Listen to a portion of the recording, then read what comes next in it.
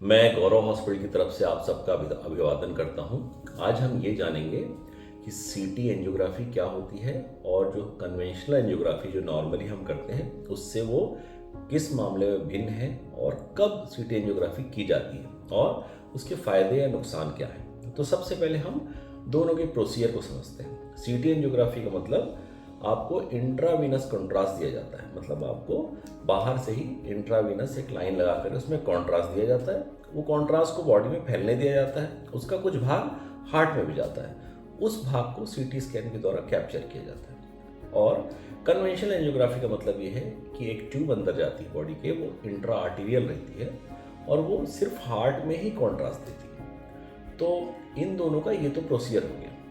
अब इसके pros and cons समझते हैं। सीटी एंजियोग्राफी की कॉन्स ये हैं, पहली बात तो ये इसमें कॉन्ट्रास्ट का यूज़ ज़्यादा होता है। मतलब एक नॉर्मल सीटी कोरोनरी एंजियोग्राफी में 70 से 80 ml कॉन्ट्रास्ट लगता है, कन्वेंशनल एंजियोग्राफी में ज़्यादा से 25 से 30 ml कॉन्ट्रास्ट लगता है। तो कॉन्ट्रास्ट जो है वो हमारी बॉडी के लिए हार्मफुल होता है, जितना कम डोज हो उतना हमारे लिए अच्छा है। दूसरा ये है कि जो कन्वेंशनल एंजियोग्राम है उसकी एक्यूरेसी ज़्यादा है, क्योंकि हम सेलेक्टिवली सिर्फ कोरोनरी आर्टरी में ही इंजेक्ट करते हैं, तो उससे पिक्चर्स ज़्यादा क्लीन आती हैं, आपको ज़्यादा अच्छे से पता चलता है कि ब्लॉकेज कैसा है, क्या किया गया है ना।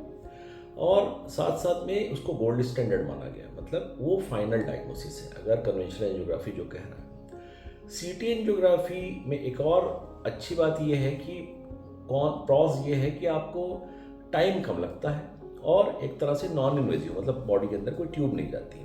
अब हमको देखना ये है कि कब हम सीटी एंजियोग्राफी करा सकते हैं। सीटी एंजियोग्राफी नॉर्मली तब कराया जाता है जब हार्ट डिजीज यानी कोरोनरी आर्टरी निकलने की प्रोबेबिलिटी यानी चांसेस कम।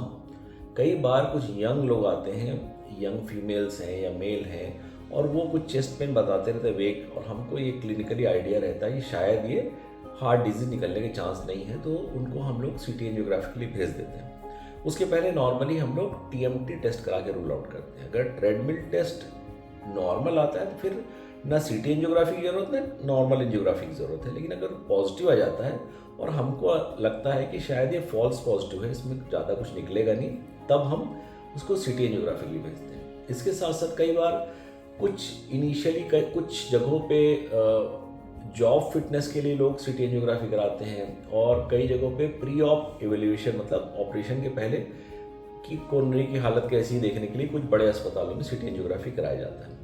अगर सीटी एंजियोग्राफी किसी का कराया गया और उसमें कोई ब्लॉकेज निकल जाता है तो उस बेसिस पे ट्रीटमेंट नहीं किया जाता, फिर आपको दोबारा नॉर्मल जो कन्वेंशनल एंजियोग्राम है ट्यूब वाला वो आपको कराना पड़ता है। तो सीटी एंजियोग्राफी का सबसे अच्छा यूज़ स्क्रीनिंग टूल की तरह है, जहाँ पे प्रोबेबिलिटी कम हो, है ना।